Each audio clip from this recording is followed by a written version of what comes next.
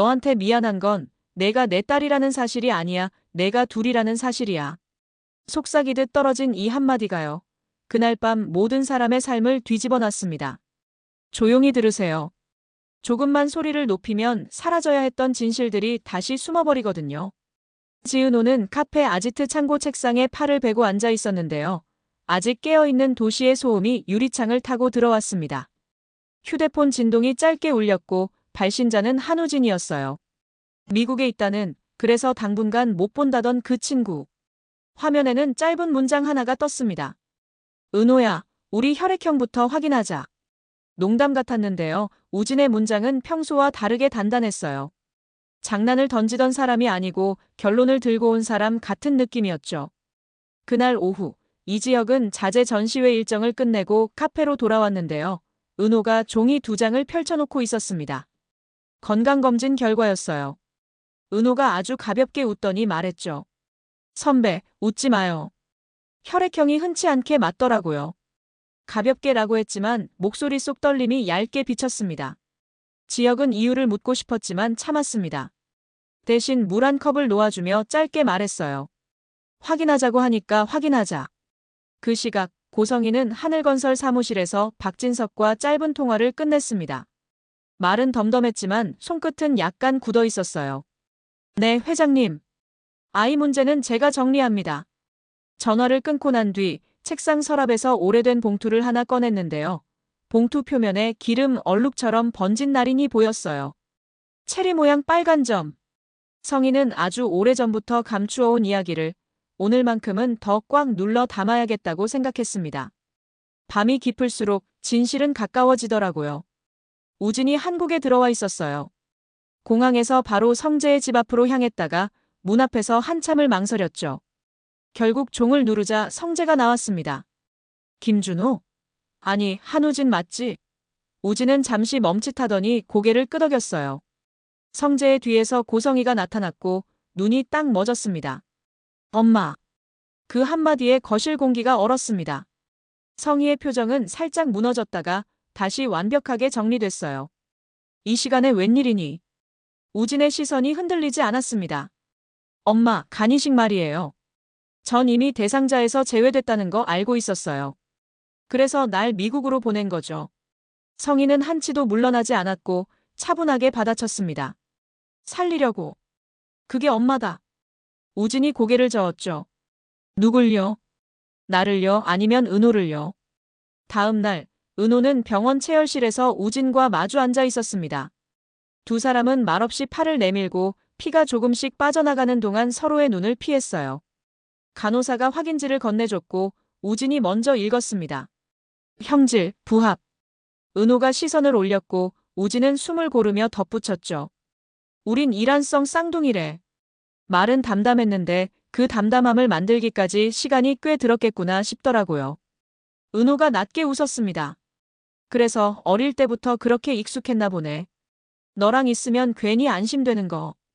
곁눈질로 우진을 본 은호의 눈에 물빛이 번졌다가 빠르게 마르더라고요. 근데 왜 지금이야? 우진은 고개를 돌리며 말했어요. 엄마가 내 그림자처럼 다가오고 있어서. 지혁은 멀리서 그 둘을 지켜보고 있었는데요. 어느 순간부터 질투와 불안이 한 덩어리로 묶여버렸습니다. 은호에게 필요한 사람이 나일까, 저 사람일까? 이 질문이 사람을 조급하게 만들죠. 그날 밤 지혁은 무리하게 도면을 붙잡다가 결국 쓰러졌는데요. 은호가 급히 달려와 병원으로 데려갔습니다. 의사는 과로와 탈수라고 했고 침대 옆 의자에는 은호가 앉았습니다. 선배, 사람 좀 그만 애태우고 쉬자요. 지혁은 눈을 떴다가 그 말투에 웃다가 조용히 속마음을 흘렸어요. 내가 사라질까봐 겁나. 은호는 대답 대신 이불 끝을 다독였고 그 다독임이 이상하게 오래 남았습니다. 고성희는 움직임을 빨리 했어요. 은호에게 다정하게 전화했고 인테리어 프로젝트 투자 제안을 먼저 꺼냈습니다. 너 내 이름으로 가게 하나 내자. 내가 도울게. 제안은 달콤했는데요. 말끝이 너무 매끄러워서 칼날처럼 느껴졌습니다. 동시에 성희는 우진에게 쓴 표정으로 말했죠. 너는 떠. 우진은 고개를 저었습니다. 이제는 안 떠. 성희의 눈빛이 차갑게 가라앉았어요. 그럼 내가 다친다. 우진은 웃었습니다. 그럼 다칠게요. 나 이제 도망치기 지겨워서. 그 사이 박성재와 이수빈의 거리는 부쩍 가까워졌습니다. 수빈은 성재에게 반쯤 농담처럼 말했죠. 나한테 기회 한 번만 주세요. 나 생각보다 괜찮은 사람인 거 직접 보게 해드릴게요. 성재가 웃었어요. 너 생각보다가 아니라 생각만큼 괜찮다. 그 말에 수빈은 살짝 당황했고 그 당황이 귀엽게 보였는지 성재가 덧붙였습니다. 그러니까 서두르지 말자. 나 급한 거 못해. 수빈은 고개를 끄덕였는데 눈빛은 뜨겁게 반짝였어요. 천천히라는 말이 오히려 오래 가겠다는 약속처럼 들릴 때가 있거든요. 박영란은 요즘 이상했습니다. 책을 펼치면 컵라면 뚜껑을 열면 화면에 펜을 댈 때마다 이지환이 떠올랐어요. 이거 이상하네 왜 계속 생각나지? 스스로에게 중얼거리다 결국 지환에게 문자를 보냈죠. 시간 돼요? 지환은 별말 없이 화실 앞으로 와서 김말이와 떡볶이를 놓고 말했어요. 논문 주제처럼 복잡하게 생각하지 말고 그냥 먹어요. 맛있으면 좋은 거고 아니면 아닌 거고. 영라가 웃었습니다. 사람을 간단하게 만드는 재주가 있네요. 몰랐던 감정이요. 느리지만 분명한 발걸음으로 제자리를 찾아오고 있었어요. 하늘건설 내부에서 또 하나의 문건이 새어나왔거든요. 간이식 적합성 사전검사 목록에 한 우진과지 은호 이름이 나란히 있었고 우진 옆에는 붉은 도장이 찍혀 있었어요. 배제. 이유란 칸에는 기증자 건강 위험이라고 적혀 있었고 그 아래 비고란에 낯익은 이름의 이니셜이 보였습니다. K, S, H. 지역이 문서를 들여다보곤 즉시 말했어요. 이게 회사 서버에서 나왔다는 건 누가 일부러. 박성재가 고개를 끄덕였습니다. 하늘건설만으로 좁히지 말자. 병원, 재단, 그리고 개인. 성재는 냉정했고 그래서 도움이 됐습니다. 흔적은 사람이 남기거든. 은호가 한참 동안 아무 말도 하지 않았어요. 그저 손끝으로 종이컵을 만지작거리며 멍하니 벽을 바라봤죠. 그러다 조용히 입을 열었습니다. 우진아, 내가 지금 말한 게 사실이라면 그럼 엄마는 왜 나한테 아무 말도 안 했을까? 우진은 고개를 숙였어요. 은호야, 엄마는 널 지키려는 게 아니었어. 이용하려던 거야. 그 말에 은호의 눈동자가 흔들렸습니다. 이용? 응. 너를 자기 살리려고 옆에 둔 거야. 무슨 말이야? 그건 말도 안 돼. 진짜야. 우진의 목소리가 낮아졌습니다. 엄마 간 상태가 생각보다 심각해. 근데 간 이식이 안 돼. 나랑은 혈액형도 다르고 간 적합도도 떨어졌대. 그래서 널 찾은 거야. 내 간이랑 맞대. 그 순간 은호의 숨이 턱 막혔습니다. 그럼 나를 찾아온 이유가 사랑해서가 아니라. 그래. 너는 엄마한테 필요한 예비 부품이었어. 은호의 손에 들린 종이컵이 구겨졌습니다. 그럼 넌 이걸 언제부터 알고 있었어? 오래전부터. 그럼 나한테 왜 이제 말했어? 처음엔 나도 엄마 편이었으니까. 근데 이제는 아니야. 널 그렇게 만들 순 없어서. 우진은 그 말을 끝내자마자 눈가를 닦았어요. 은호는 고개를 들지 못했습니다. 눈물이 떨어졌죠. 그때 문이 열렸습니다. 둘이 뭐 하는 거니? 낮지만 서늘한 목소리 고성희였습니다. 은호가 자리에서 벌떡 일어섰습니다. 엄마, 지금 들은 거 다 사실이야? 성희는 잠시 멈칫하더니 평정심을 가장한 미소를 지었죠. 그 애가 또 헛소리했구나. 우진이는 요즘 약을 끊었어. 정신이 오락가락하니까 너무 신경 쓰지 마. 우진이 벌떡 일어났습니다. 거짓말하지 마. 내가 다 봤어. 병원 기록, 수술 동의서 다 봤다고. 내가 은호간을 검사받게 한 이유, 그게 뭐야? 성희의 얼굴이 딱딱하게 굳었습니다. 그러다 한 발 다가서며 낮게 중얼거렸죠. 그래, 봤으면 조용히 있어야지. 내가 다시 미국으로 가지 않으면 은호한테 무슨 일이 생길지 모른다. 은호의 얼굴이 새하얗게 질렸습니다. 지금 날 협박하는 거야? 협박이 아니라 경고야. 널 살리고 싶어서 하는 말이지.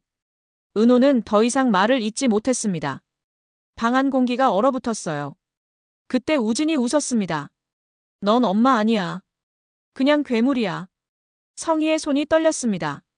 넌 그 입 닫아야 해. 그녀의 눈빛은 이미 인간의 것이 아니었죠.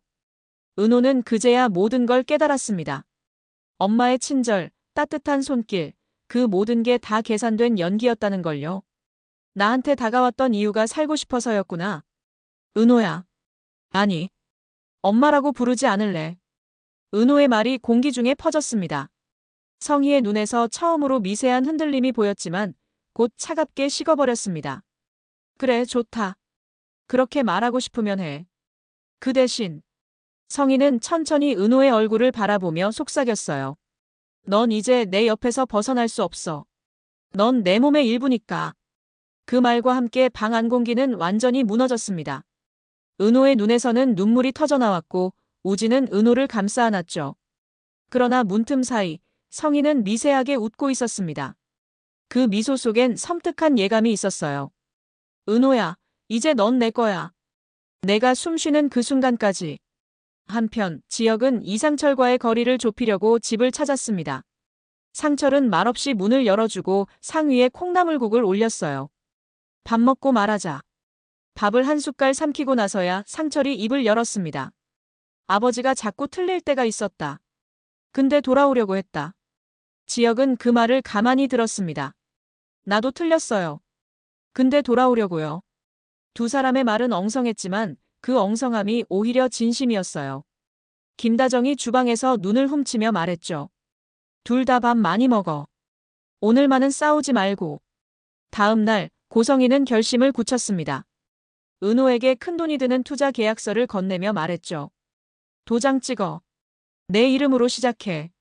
성희의 손끝에서 펜이 미세하게 흔들렸습니다. 그리고 그때 문이 열렸고 한 남자가 들어왔어요. 하늘건설 법무팀장이었습니다.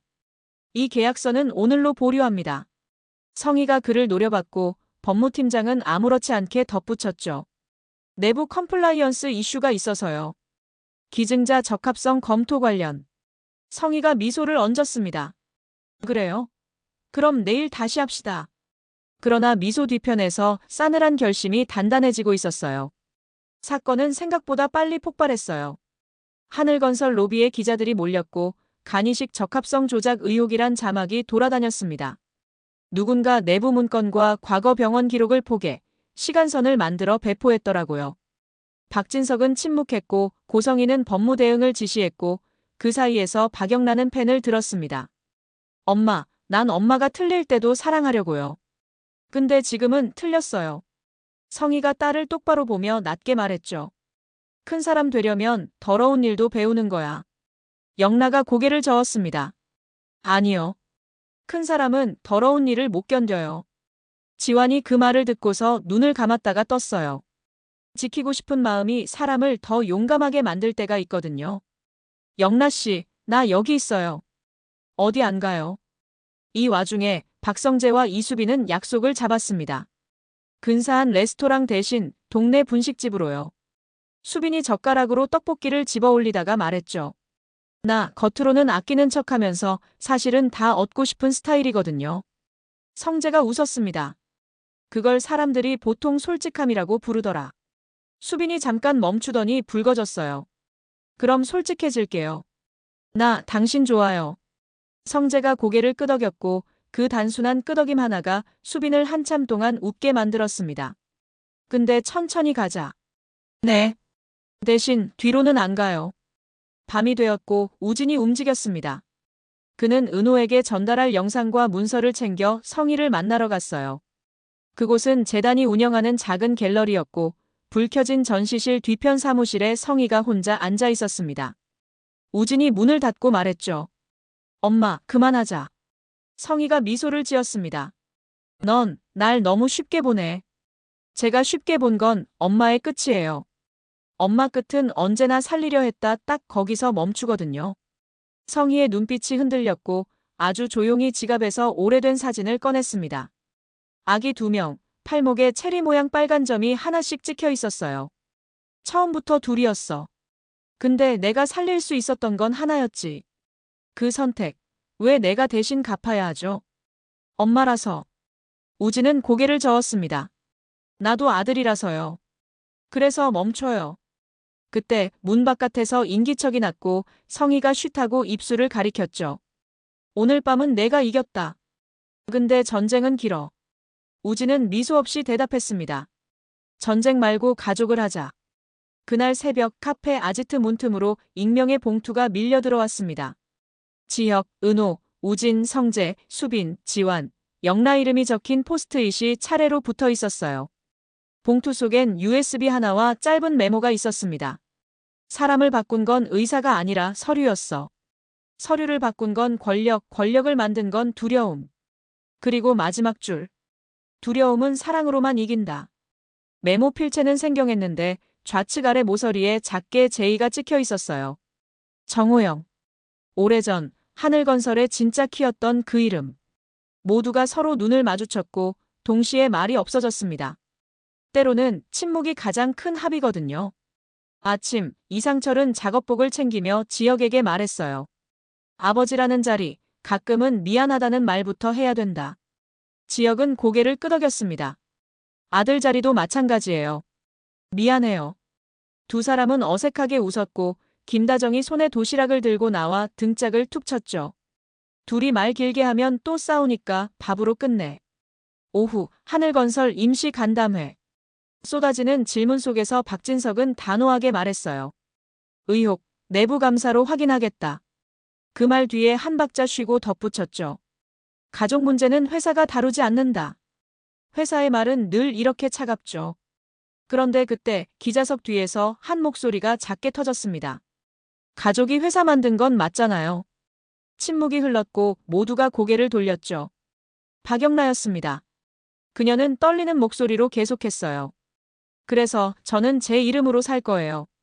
지완이 뒤에서 고개를 끄덕였고 그 끄덕임 하나가 영라를 버티게 했습니다.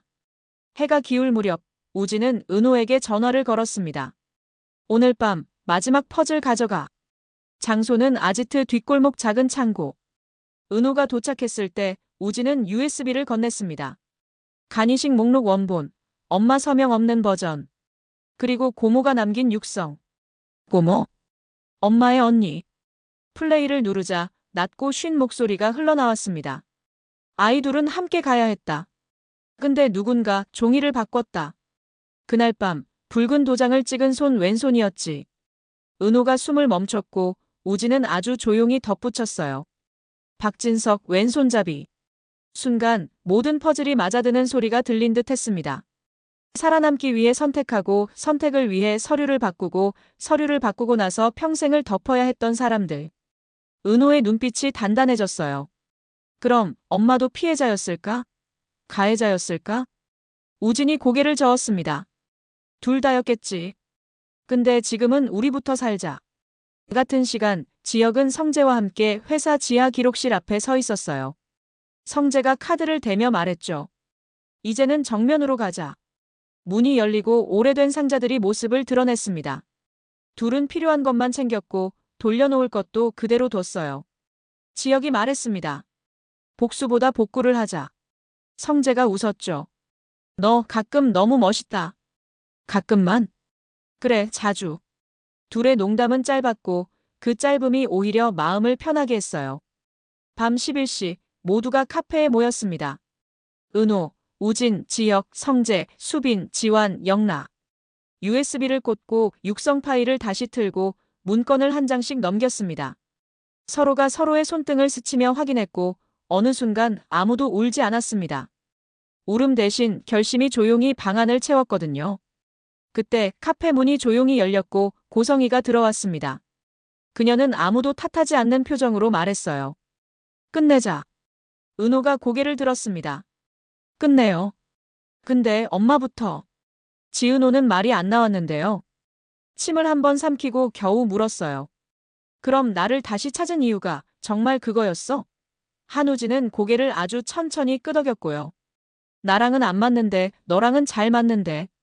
그 짧은 답 뒤로 지난 몇 달간의 친절들이 줄줄이 뒤집히더라는 거예요. 고성이가 쑥스러울 만큼 다정하게 건넸던 유리공예품, 이유 없이 얹어주던 비용, 관심처럼 보였던 잔소리까지. 그게 전부 하나의 선으로 연결되었다고요. 곁에 둬야 필요할 때 쓸 수 있으니까라는 냉정한 계산으로요. 오해야.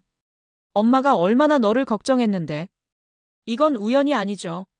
지은호는 그 순간에도 지키고 싶었는지 한 번 더 물어봤습니다. 엄마, 정말 아니라고만 해줘요. 고성이는 아주 짧은 침묵 끝에 말끝을 눌렀어요. 살고 싶었어. 살고 싶으면 다들 비겁해지더라. 그 문장에 방 안 공기가 서늘하게 식어버렸는데요. 지은호가 고개를 떨군 채 중얼거렸대요. 저는 사람이에요. 부품 아니고요. 목이 메어서 끝말은 제대로 이어지지도 않았고요. 한동안 나도 엄마 편이었어. 그 말에 지은호가 눈을 감았다가 떴어요. 이제라도 말해줘서 고마워. 짧고 단단했는데요. 그 한마디로 한우진 눈도 조금 젖었답니다. 그날 밤 지은호는 연락을 끊고 걸었습니다. 마음이 너무 시끄러워서 아무 말도 하고 싶지 않았대요. 전화는 계속 울렸고 메시지는 꼬리에 꼬리를 물었는데요. 결국 찾은 사람은 이지혁이었어요. 이유를 묻지 않고 어디야만 반복하던 목소리였고 끝내 골목 모퉁이에서 쓰러지듯 주저앉아 있는 걸 발견했답니다.